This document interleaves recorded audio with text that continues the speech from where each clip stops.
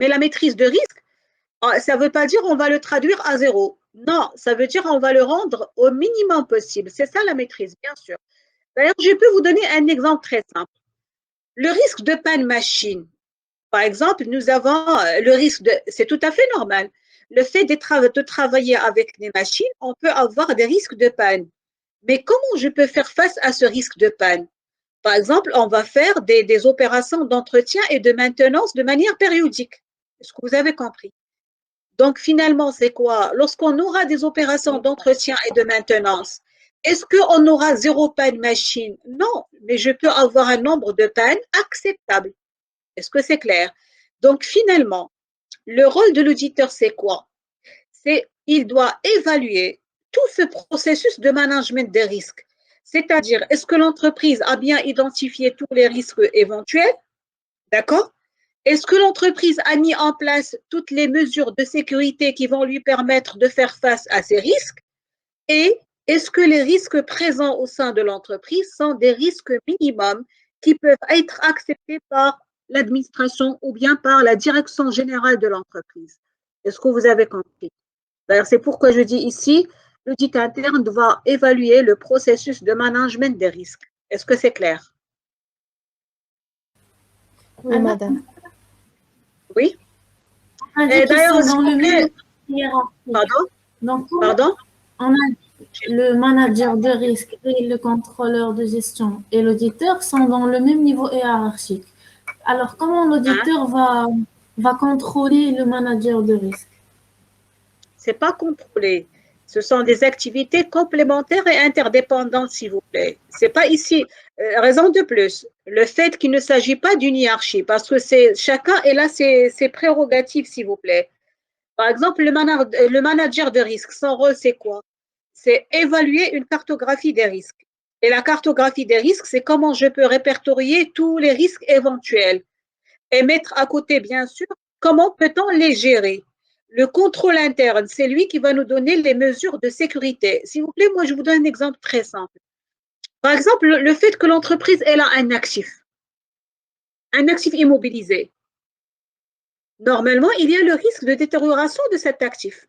Qu'est-ce qu'elle peut faire pour sécuriser son patrimoine? Quelque chose de très connu. Hein? S'il vous plaît, pour vous simplifier la tâche, vous avez une voiture. Et le fait que vous avez une voiture, que vous avez des risques. Est-ce que vous avez compris? On va l'assurer normalement. Très bien, on doit l'assurer. Donc, vous savez, l'assurance, c'est quoi finalement? L'assurance, c'est une gestion de risque, s'il vous plaît.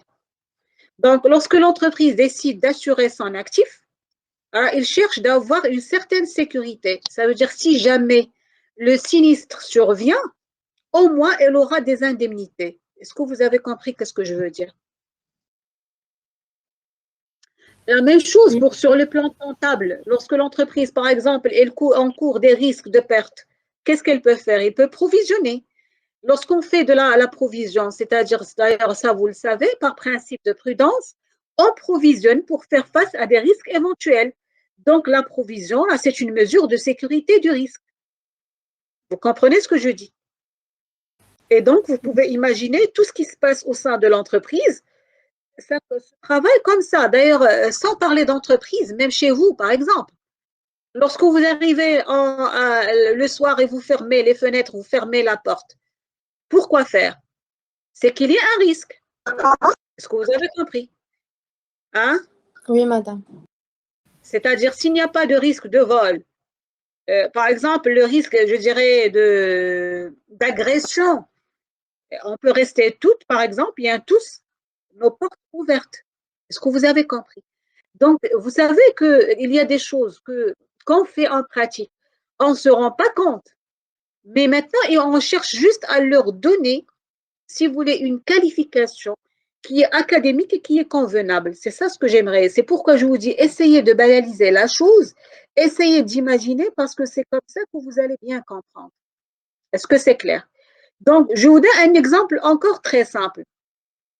Je ne sais pas, il y en a certains d'entre vous, parce que vous savez que c'est vrai, vous êtes une population, mais chacun de vous, bien sûr, il y a des particularités bien définies.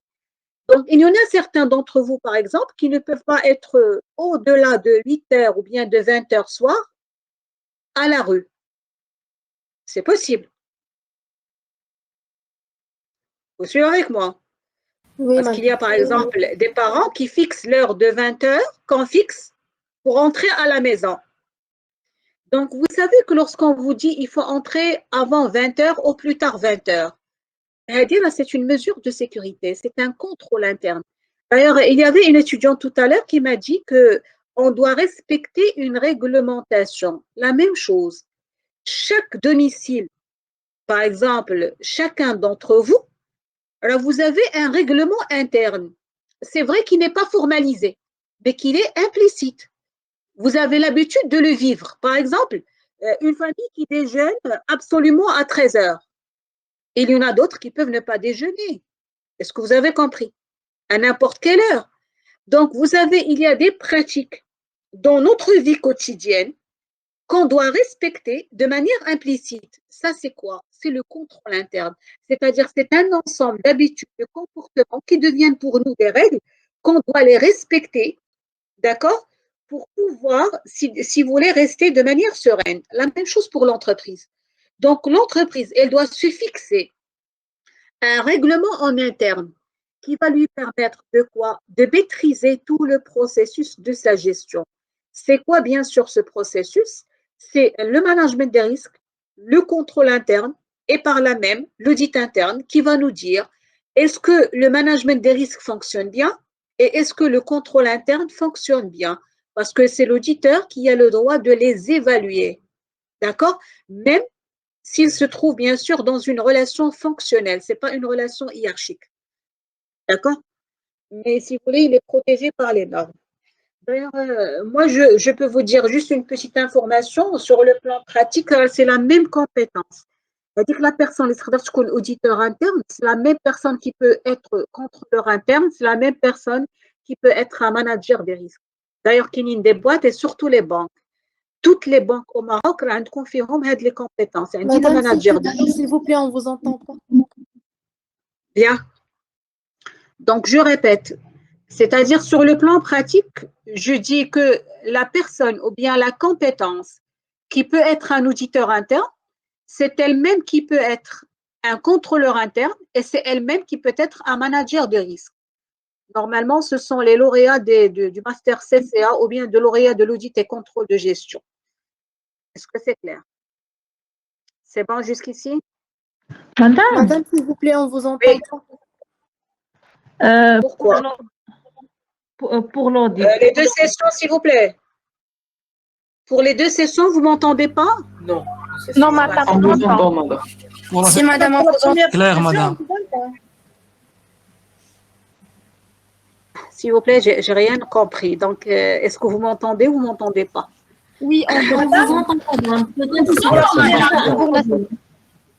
Pardon? Pour la session 1, le son est clair, madame. Et la session 2?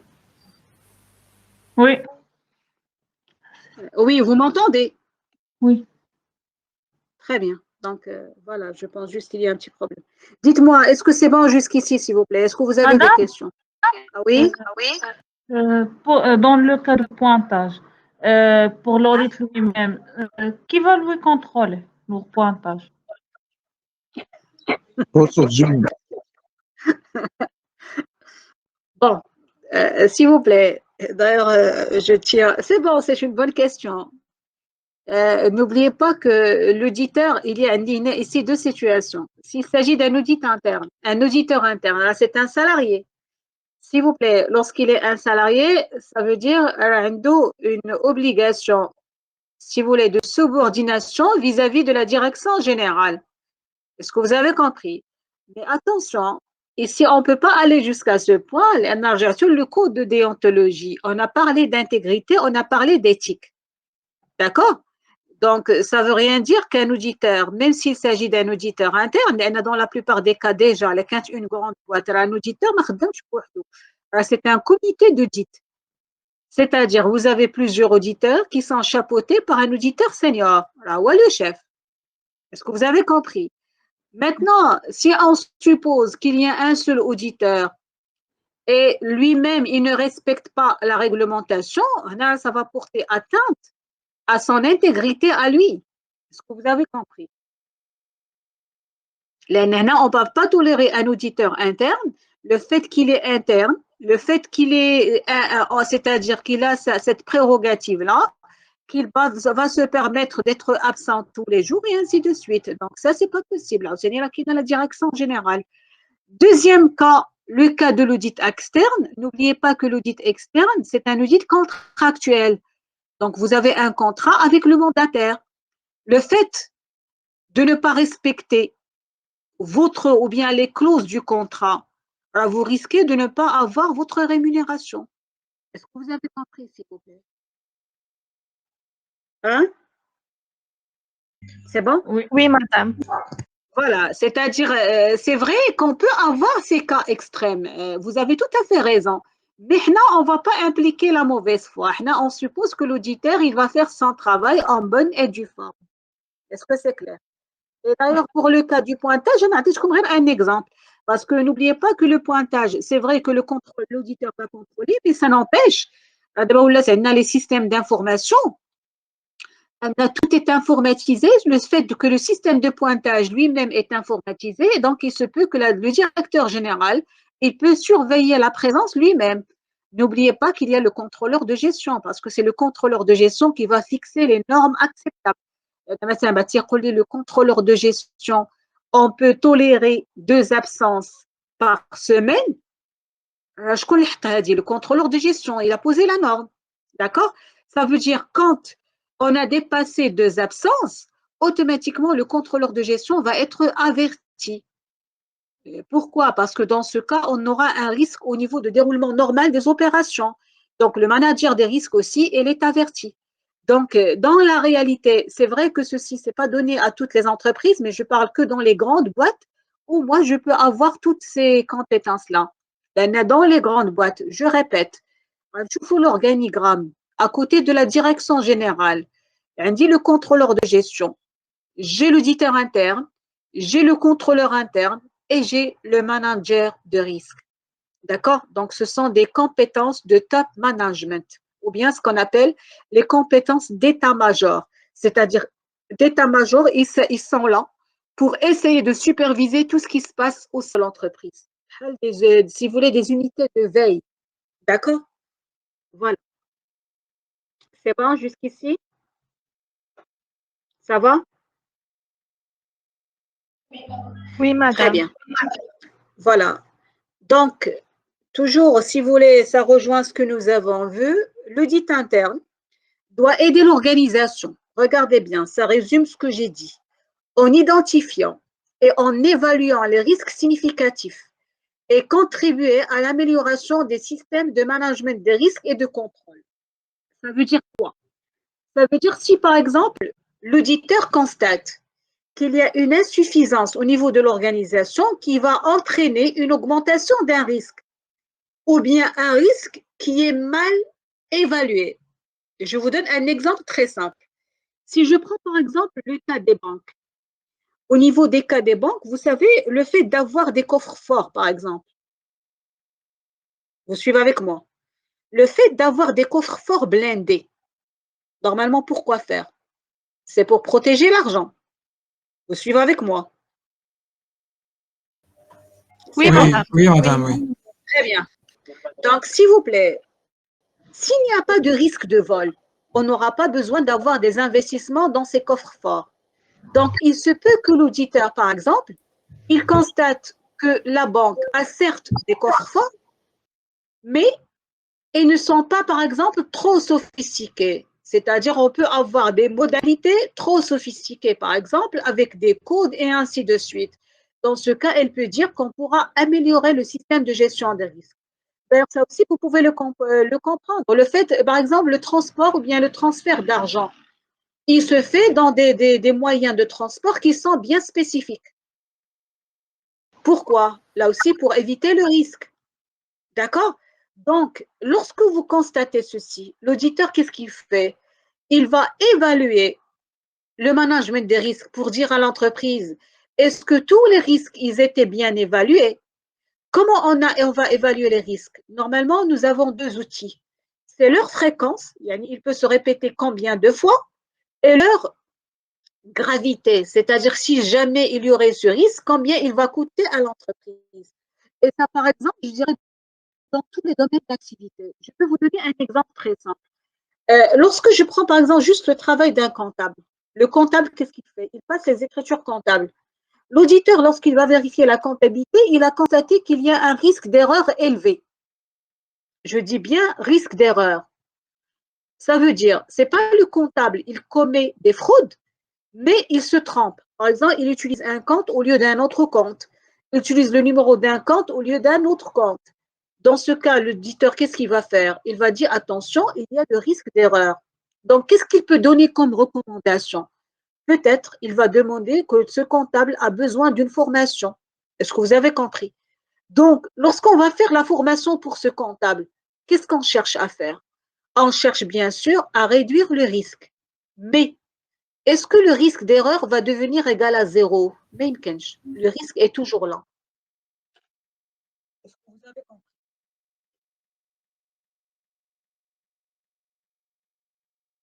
C'est bon? Très bien. Donc voilà, c'est toujours dans le cadre de management des risques. Vous avez la norme d'assurance, une. L'auditeur doit surveiller et évaluer l'efficacité du système de management des risques de l'organisation. Et l'auditeur doit évaluer les risques afférents au gouvernement d'entreprise, aux opérations, au système d'information de l'organisation au regard de la fiabilité et l'intégrité des informations financières opérationnelles, de l'efficacité et l'efficience des opérations, de la protection du patrimoine, du respect des lois, règlements et contrats. Donc, regardez bien. C'est-à-dire, si vous regardez ces 4 points, par exemple, la fiabilité, l'intégrité des informations financières, l'efficacité, l'efficience des opérations, protection du patrimoine, respect des lois, règlements et contrats. Donc, si vous les avez bien vus, qu'est-ce que vous allez constater? Que tout ce qu'on a besoin pour avoir une entreprise. Une entreprise, bien sûr, elle a besoin d'un patrimoine, elle a besoin des règlements, des lois, bien sûr, qu'elle doit respecter. Nous avons besoin des opérations qu'on réalise pour pouvoir, c'est-à-dire traduire notre activités. Et enfin, tout ceci va être traduit par des informations financières, c'est-à-dire les documents de synthèse comptable, bilan et CPC. C'est bon? Donc, finalement, l'auditeur, il doit avoir, si vous voulez, un examen critique sur tous ces points pour bien sûr montrer les zones de risque pour le mandataire. Et si jamais il y a des risques éventuels, il doit bien sûr proposer des recommandations pour pouvoir les sécuriser. Est-ce que c'est clair, s'il vous plaît? C'est bon? Oui, madame.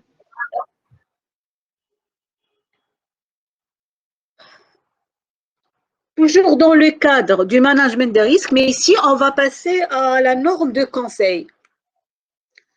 Au cours des missions de conseil, les auditeurs internes considèrent l'ensemble des risques rencontrés, y compris ceux qui n'entrent pas dans le périmètre de sa mission, dans la mesure où ils sont significatifs.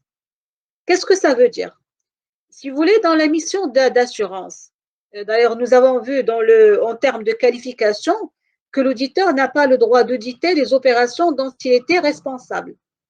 Mais parallèlement, il n'a pas le droit de prendre en considération les risques qui n'entrent pas dans la mission, je dirais, le périmètre de sa mission. D'accord? Ça veut dire, supposons que, par exemple, l'auditeur, il audite les immobilisations. Parce qu'après, on va faire que lorsqu'on va pratiquer l'audit, ça dépend. Je peux me concentrer à un seul cycle comptable. C'est-à-dire, on n'est pas obligé d'auditer toute la comptabilité. Supposons que dans la mission d'audit, l'auditeur est chargé d'auditer les immobilisations. Très bien. Donc, immobilisation, ça veut dire quoi? Ça veut dire la classe 2. Qu'est-ce qu'il peut auditer parallèlement à ces IMO, à votre avis? Hein? Les ressources. La banque. Très bien. Donc, il peut bien sûr auditer le capital investi ou bien les ressources nécessaires pour l'acquisition de ces IMO. Quoi d'autre? Très bien. Quoi d'autre? Les pièces justificatives de ces immobilisations. Bien sûr, lorsqu'on parle des immobilisations, c'est-à-dire il va vérifier leur existence physique, mais en même temps les pièces justificatives qui montrent l'acquisition ou bien la production de ces IMO. Très bien. Quoi d'autre? C'est bien. L'entretien, Parfait. la maintenance de C'est-à-dire, ces immobilisations. Très bien. Donc, ça veut dire qu'il va chercher à contrôler les comptes d'entretien réparation parce qu'ils ont une relation avec les IMO. Et vous avez dit les comptes des amortissements. Très bien, bravo. Donc, qu'est-ce que vous constatez là? Que lorsque l'auditeur va auditer les IMO, il va définir un périmètre. Un périmètre, c'est quoi? C'est le champ de son intervention. C'est-à-dire, il doit auditer tous les éléments qui ont une relation directe avec les immobilisations. Est-ce que c'est clair? Donc, est-ce que l'auditeur, il va auditer fournisseur de la classe 4? Il n'a pas le droit parce que le compte fournisseur n'a aucune relation avec les IMO. Est-ce que vous avez compris? C'est la raison pour laquelle je vous avais dit lorsque l'auditeur établit son plan de mission, il définit le périmètre. Si le périmètre est validé par le mandataire, l'auditeur n'a pas le droit de voir au-delà de ce périmètre. S'il le fait, sa mission peut être considérée comme nulle. Le mandataire va refuser le rapport. Est-ce que vous avez compris? C'est-à-dire, c'est bien réglementé, s'il vous plaît. C'est bon? Très bien. Par contre, dans la mission de conseil, il peut le faire. La mission de conseil, le rôle, c'est de donner conseil à l'entreprise, tout simplement. Si vous voulez, dans la mission de conseil, il peut dire, moi, je vais voir le compte fournisseur pour savoir l'ampleur de la dette. Comme ça, je peux vous dire, est-ce que vous pouvez avoir une augmentation des dettes à long terme et ainsi de suite. Mais dans le cas d'une mission d'assurance, retenez deux choses. L'auditeur n'a pas le droit d'auditer une opération dont il est responsable auparavant et l'auditeur n'a pas le droit de prendre en considération les risques qui n'entrent pas dans le périmètre de sa mission. Est-ce que c'est clair? Très bien. Madame. Donc, les auditeurs internes doivent intégrer dans leur processus d'identification et d'évaluation des risques significatifs de l'organisation les risques révélés lors de la mission de conseil. Donc, si vous voulez, ça rejoint la même chose. C'est-à-dire, dans le cadre de la mission de conseil, je peux bien sûr considérer les risques que je veux, il n'y a pas de souci. Donc, vous avez la deuxième catégorie de normes, c'est le contrôle. Bien sûr, ici, je parle de quoi? Je parle surtout du contrôle interne. Je répète, le contrôle interne, c'est une technique de gestion des risques. L'audit interne doit aider l'organisation à maintenir un dispositif de contrôle approprié en évaluant son efficacité et son efficience et en encourageant son amélioration continue. Très bien. S'il vous plaît, ici, je vais vous donner un exemple très simple. Bien sûr, pour vous donner cet exemple, s'il vous plaît, prenez un stylo et une feuille et suivez avec moi.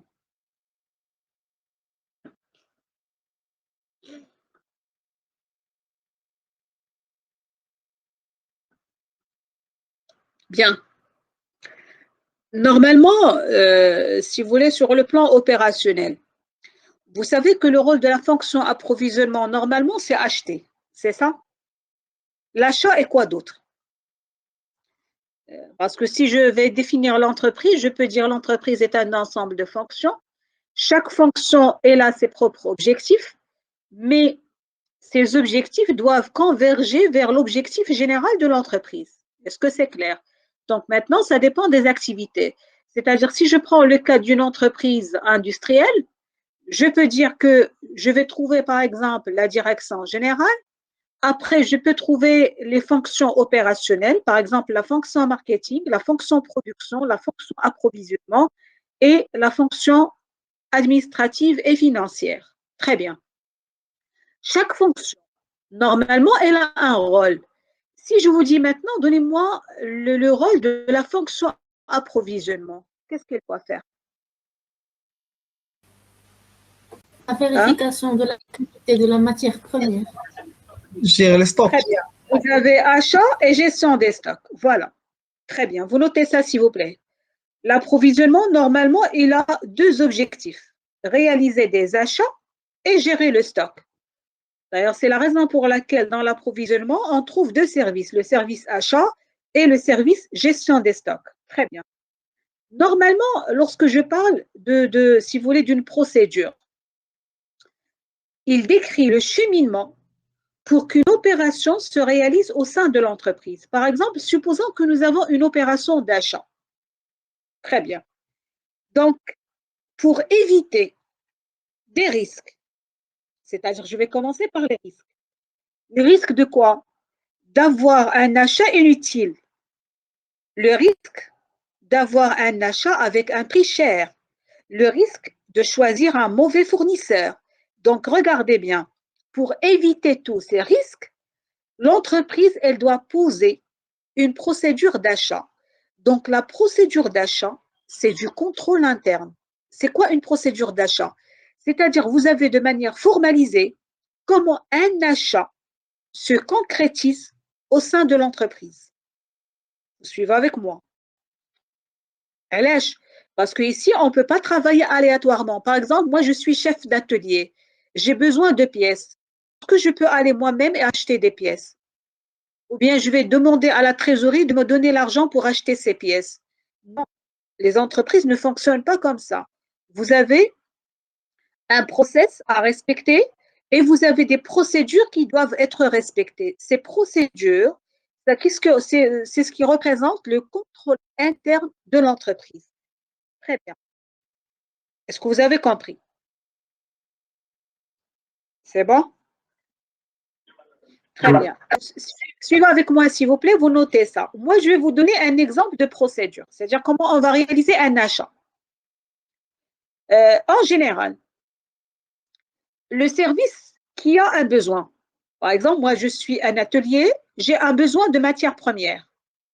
Qu'est-ce que je vais formuler? Je vais formuler une demande d'achat. Écrivez ça, s'il vous plaît.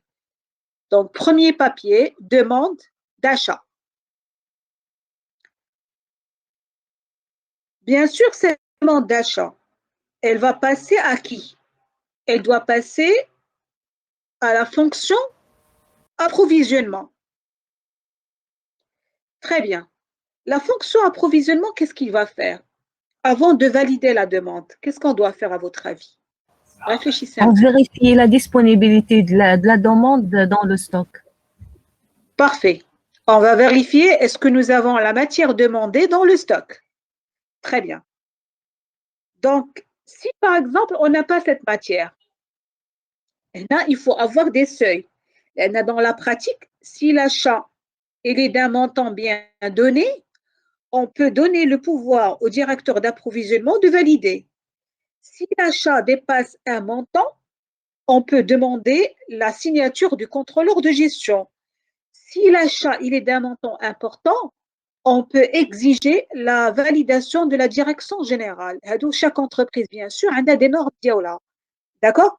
Si vous voulez, dans les petites boîtes, toute somme doit être validée par la direction générale. Mais dans les grandes boîtes, pour ne pas alourdir la procédure, on vous dit par exemple, tout achat inférieur à 10 000 dirhams, c'est bon, on n'a besoin que de la signature du directeur d'approvisionnement. Au-delà de 20 000, on peut demander la validation du contrôleur de gestion. Et au-delà, par exemple, de 50 000, on a besoin de la signature du directeur général. Très bien. Donc, une fois, normalement, on va valider l'opération, l'approvisionnement, qu'est-ce qu'il va faire? Il va essayer de trouver le fournisseur adéquat. Là aussi, par une autre procédure, c'est la procédure de négociation avec le fournisseur. D'accord? Très bien. Donc, cette négociation va porter sur quoi? Il va porter sur le prix, sur les conditions de l'achat, sur les facilités de paiement, sur le délai de livraison. Donc, regardez bien, il y a plusieurs variables qui vont conditionner le choix du fournisseur. Si tout est bien, dans ce cas, la demande d'achat va se transformer en commande, ce qu'on appelle un bon de commande. Est-ce que c'est clair? Donc, ce bon de commande, il va parvenir au fournisseur. Lorsque le fournisseur il va respecter le délai de livraison, elle va livrer. Avec quoi? Avec un bon de livraison et la facture. Lorsque la livraison parvienne, le service approvisionnement va vérifier la qualité de la matière.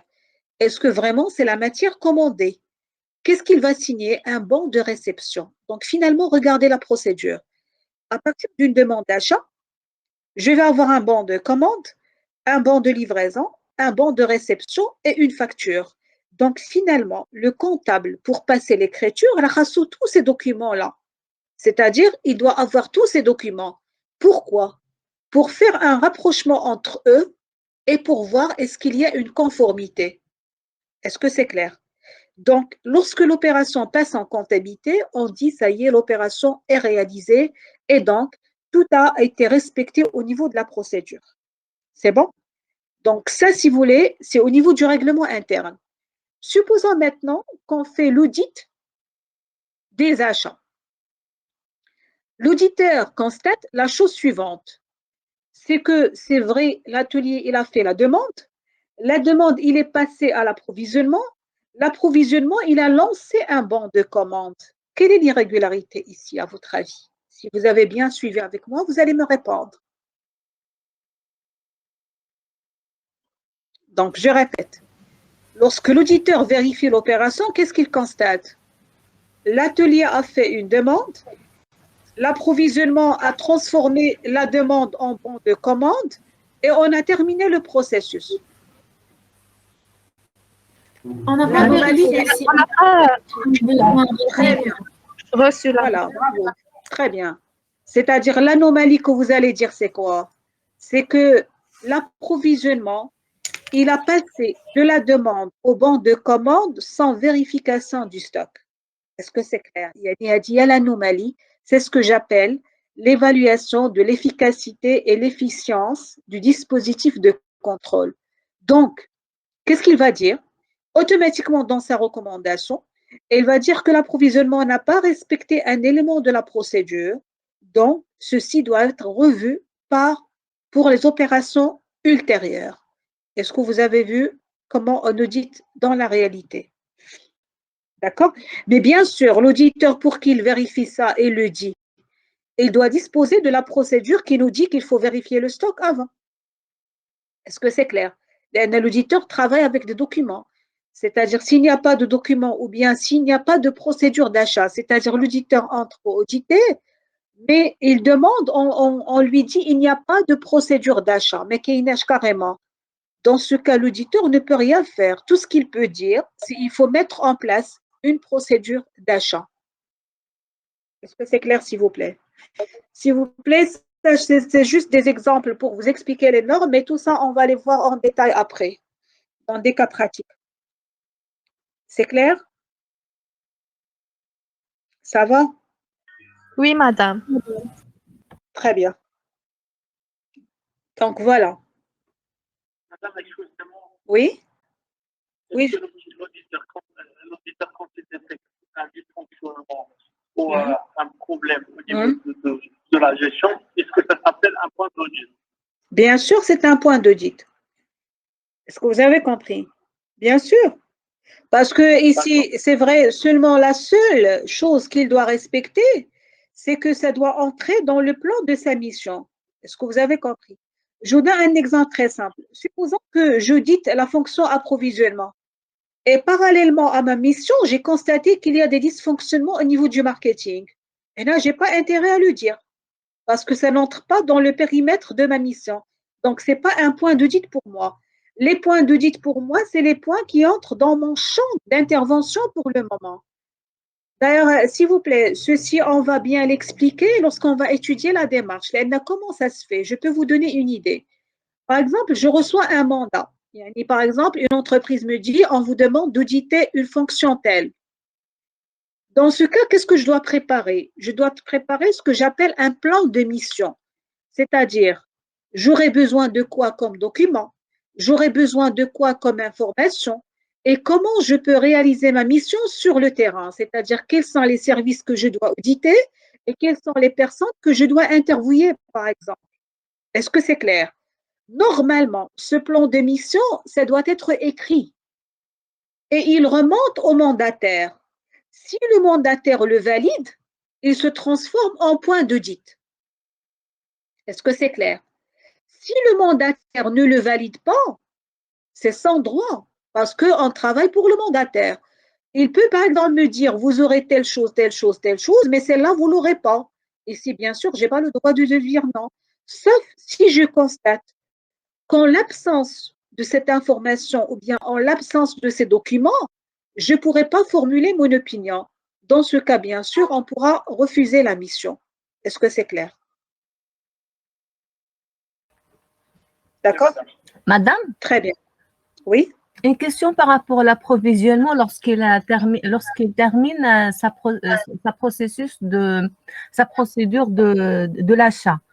Donc, le service qui a demandé ça, comment il va prouver la réception de sa demande? S'il vous plaît, ça c'est un flux interne. Comment ça se passe? L'approvisionnement va acheter. Si la matière ou bien les pièces sont stockables, ils vont passer en stock. N'oubliez pas qu'il y a un magasinier de stock.